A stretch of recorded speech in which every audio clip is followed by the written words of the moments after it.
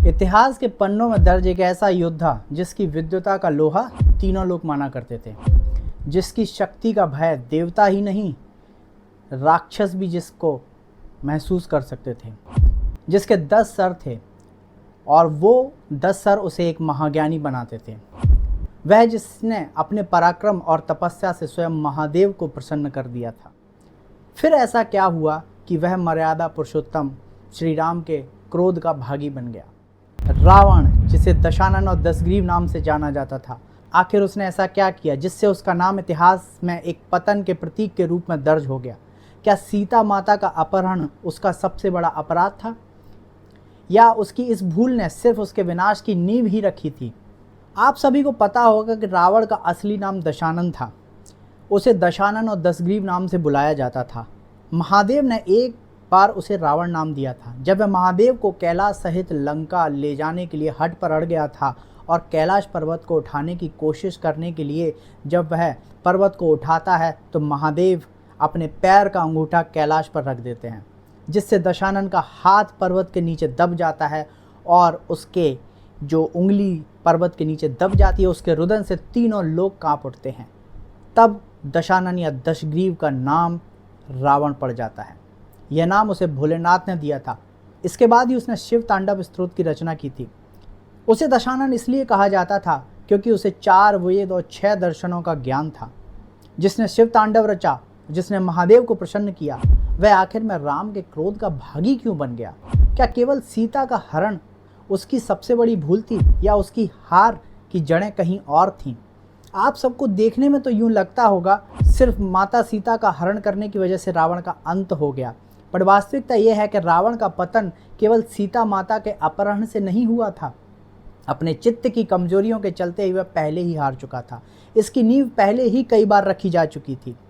ब्रह्म ज्ञानी होने के बावजूद भी वह अपनी एक कमी को कभी नहीं जीत पाया, उसकी अनियंत्रित कामेच्छा। जी हाँ, विषयों में कामना और काम की इच्छा उसे इस पतन तक ले गई थी कि एक बार उसने अपने बड़े भाई कुबेर की पुत्र वधू रंभा के साथ ही कुकर्म कर दिया था।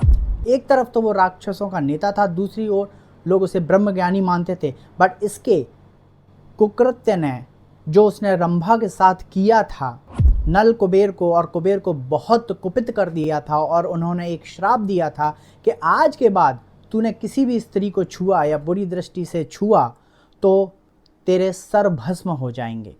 जहां एक ओर कई लोग रावण को ब्रह्मज्ञानी के रूप में पूजते थे, वहीं दूसरी ओर उसकी राक्षसी प्रवृत्ति उसे पतन की ओर खींच रही थी। अपने भाई कुबेर की पुत्र वधू रंभा के साथ दुर्व्यवहार से लेकर कई अन्य महिलाओं के साथ किए गए अत्याचार उसके पतन का निरंतर कारण बन रहे थे और उसके चरित्र पर बहुत सारे गहरे सवाल उठाते थे। एक तरफ तो ब्रह्मज्ञानी और दूसरे तरफ कुकर्मी। ये थी रावण की एक ही समय में 2 विपरीत छवियाँ। एक तरफ तो लोग उसे ब्रह्मज्ञानी और तीनों लोगों का विजेता मानते थे, राक्षसों का नेतृत्व करता था वो, और दूसरी ओर इस प्रकार के कर्म उसकी हार की नींव, उसके पतन की नींव निरंतर रख रहे थे। क्या रावण की यही कमजोरी उसकी तबाही की असली वजह थी? क्या उसकी कामेच्छा और स्त्री सम्मान के प्रति अनादर ने उसके अंत की नींव पहले ही रख दी थी? सीता माता तो सिर्फ एक निमित्त मात्र बनी उन सभी स्त्रियों के सम्मान का बदला लेने के लिए। इसलिए विजयदशमी का पर्व हमें यह सिखाता है कि केवल पराक्रम और ज्ञान ही काफ़ी नहीं है। अगर कोई व्यक्ति अपने इंद्रियों और वासनाओं पर नियंत्रण नहीं रख पाता तो उसकी विद्वता भी उसके पतन को रोक नहीं सकती। तो क्या रावण का असली पतन उसकी कामेच्छा और स्त्री अपमान था? जी हाँ, हमें तो यही लगता है। जवाब आपके सामने भी है, क्योंकि जब उसने रंभा का और ऐसी ही कई अन्य स्त्रियों का दमन किया तभी उसके विनाश की नींव रखी जा चुकी थी।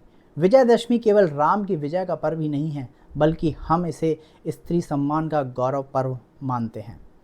आपकी इस बारे में क्या राय है, हमें कमेंट बॉक्स में ज़रूर शेयर कीजिएगा, और इस विजयदशमी के दिन अपनी कामेच्छा पर, अपनी विषय वासनाओं पर नियंत्रण रखने का संकल्प ज़रूर लीजिएगा, क्योंकि आप अपने जीवन में ही कितने ही उत्कृष्ट ज्ञानी हैं।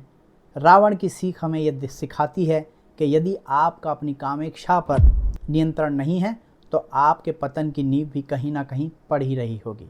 इस सभी के साथ हम आप सभी को विजयदशमी की हार्दिक शुभकामनाएं देते हैं और आशा करते हैं कि माता सीता और श्री राम की कृपा आपके ऊपर सदा बनी रहे। धन्यवाद।